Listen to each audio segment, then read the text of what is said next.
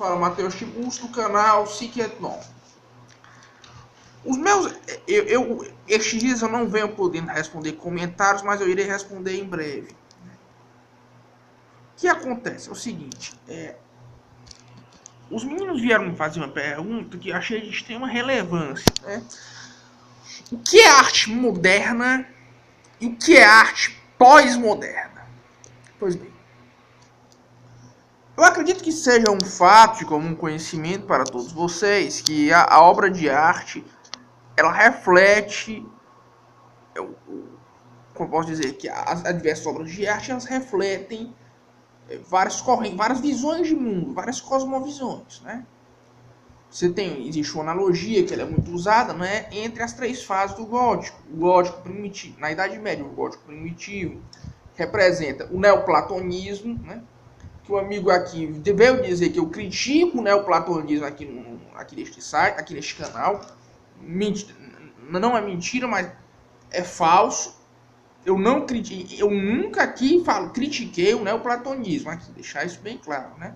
Nem nunca disse que é incompatível com o catolicismo, né? O que eu disse é que o espiritismo interpreta erroneamente o platonismo, que outras correntes têm uma interpretação errônea do platonismo. Foi o que eu disse aqui, mas continuando. Entre o gótico primitivo e o neoplatonismo. O gótico radiante e o tomismo, e o gótico flamejante ou flamboyant e o nominalismo. Essa é uma analogia que ela é muito difundida, ela é muito difusa, né? Analogia extremamente comum, né? Então você vê que vários estilos de obras de arte representam diversas cosmovisões, né? Então o que é arte moderna? A arte moderna ela também é proveniente de uma cosmovisão filosófica, com a diferença de que ela não surge simultaneamente a esta corrente, mas ela é uma reação com anos de atraso. Por quê? Veja, o que é arte moderna? A arte moderna ela é a arte que nasce com o ideário de Kant. Kant ele falava na assim chamada Revolução Copernicana. O que é a Revolução Copernicana? O foco da epistemologia, o foco da própria noção de episteme e da filosofia como um todo, sendo desenvolvida a partir disso, eu estou simplificando aqui, é deslocado da noção de objeto para a noção de sujeito. Você vê um deslocamento de enfoque no exterior para o interior, né? Do modo como o objeto é nominalmente para a percepção fenomênica do indivíduo, para a interpretação do indivíduo, né? Estou tentando aqui simplificar bastante uma coisa que é muito complexa, né? Ou seja, você vê que é feito um movimento para o transcendental, para as categorias essenciais para o entendimento. É feito um deslocamento da coisa que é apreendida para a própria capacidade de entender dentro das suas propriedades e suas limitações. É um deslocamento da coisa observada para o observador. Isso, aqui simplificando muito, simplificando bastante, é o conceito kantiano de revolução copernicana. E isso é o que faz a arte moderna.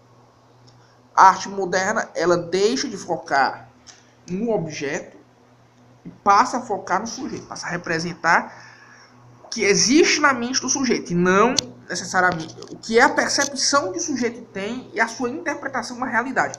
E ela não tem mais o objetivo de representar a coisa como ela é. Claro que cabe um outro debate, porque não existe arte puramente objetiva, isso não existe, mas o enfoque da arte moderna não é mais você tentar representar as coisas como elas são, e sim a percepção do observador. Percepção do observador. Ou seja, aí você tem a primeira corrente, que é o impressionismo, que é o quê? Você tentar representar você não tem o impressionismo, que é um movimento que nasce na França, né? Edouard Manet, ele é o pai do impressionismo. O que ele quer, na verdade, é registrar a impressão que o observador tem da coisa, o primeiro movimento da arte moderna. A interpretação, a impressão que o objeto tem da realidade, que o observador tem da realidade. Por exemplo, os primeiros quadros, um quadro muito antigo é do Manet, né? Tocador de pífaro, salvo engano, está exposto no Musée d'Orsay, em Paris, né?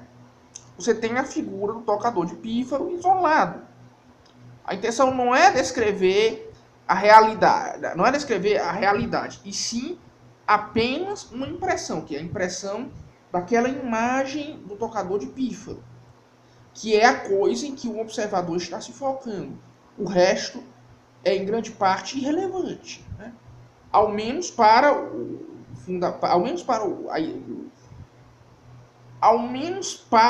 imediato dentro da pintura. Vai depender, pode acontecer? Pode. Dependendo de quê? Dependendo do que é que o observador quer transmitir, de qual a interpretação, a impressão que ele tem, de qual impressão ele quer transmitir. Vocês vão notar que muitas vezes o impressionismo ele dá uma ênfase para... Ele não quer captar totalidades, ele se contenta em captar impressões, que essas impressões muitas vezes podem... elas são referentes ao microcosmo do indivíduo que observa, e não...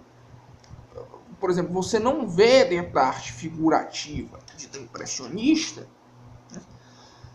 É muito raro você ver coisas que são da imaginação do indivíduo. O que você vê é a impressão que ele tem no seu dia a dia, muitas vezes. Tanto que os impressionistas, duas coisas que são muito típicas, uma figura muito típica é a natureza morta, né? É uma coisa que se origina no barroco, né? Que são essas figuras estáticas. Essas figuras estáticas que o indivíduo vê no cotidiano, por exemplo, no caso, você vê que são muito comuns dentro do impressionismo, por exemplo, as pinturas de frutas estáticas, uma série de coisas. E outra detalhe interessante é que o impressionismo ele geralmente favorece a pintura de ambientes fechados e a luz artificial sobre a luz natural. Vocês podem notar. A maioria dos pintores impressionistas eles foram os primeiros pintores a pintar o fenômeno da luz artificial. Por quê? Porque é um fenômeno do microcosmo. É um fenômeno no qual você não tem que deixar a sua própria zona de conforto para ter aquelas impressões e registrá-las. Aí os movimentos seguintes da arte moderna, eles vão de um modo ou de outro trabalhando a subjetividade. No caso do expressionismo, ao invés de você passa da impressão para a emoção.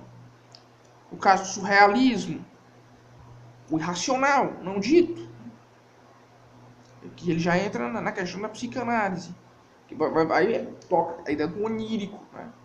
É o irracional, a coisa sem racionalização aparente, né?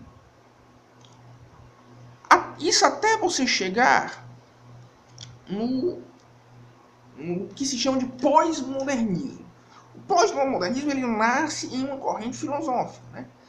Mas ele já é uma corrente que extrapola Kant. Por quê? Porque ele nasce da corrente filosófica homônima, que é o pós-modernismo francês.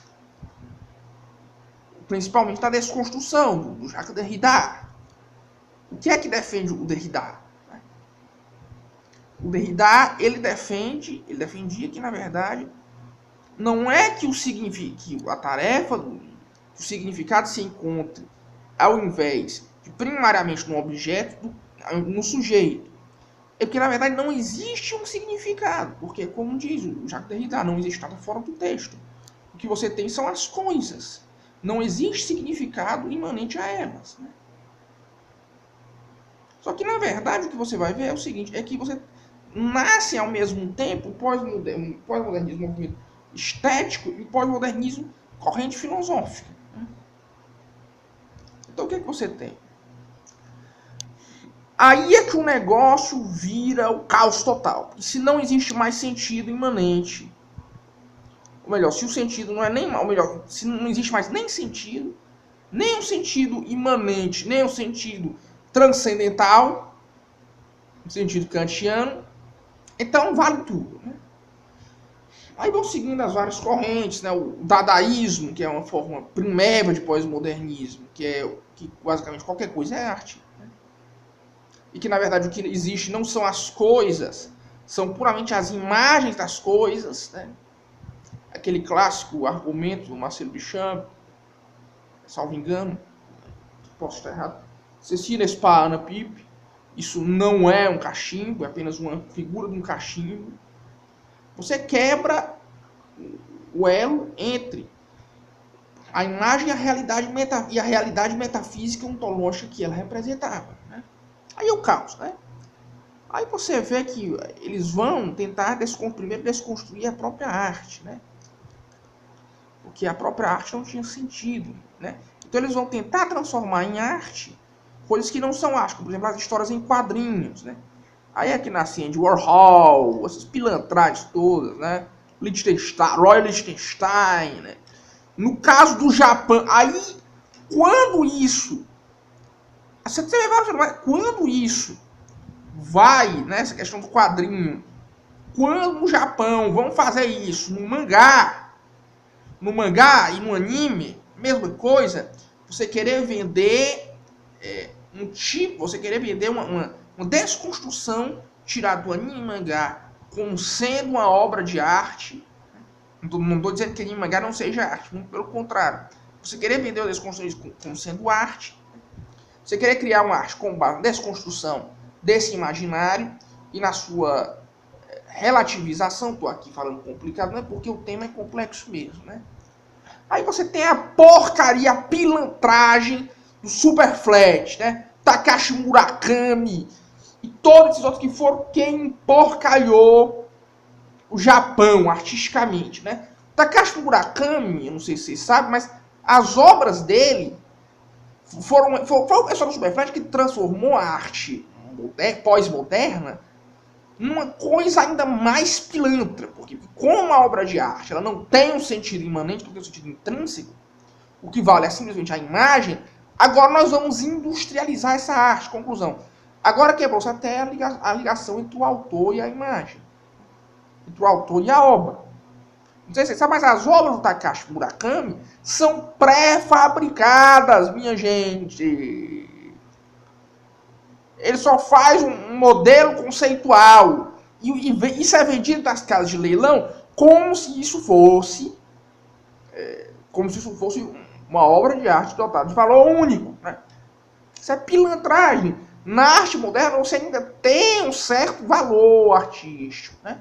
Mas quando chega nesse negócio de arte pós-moderna, arte contemporânea, aí o negócio desaparece totalmente até que chega ao cúmulo, que é um negócio de que você ser peladão e apalpar as criancinhas acaba se tornando para muitos uma forma de arte. Né?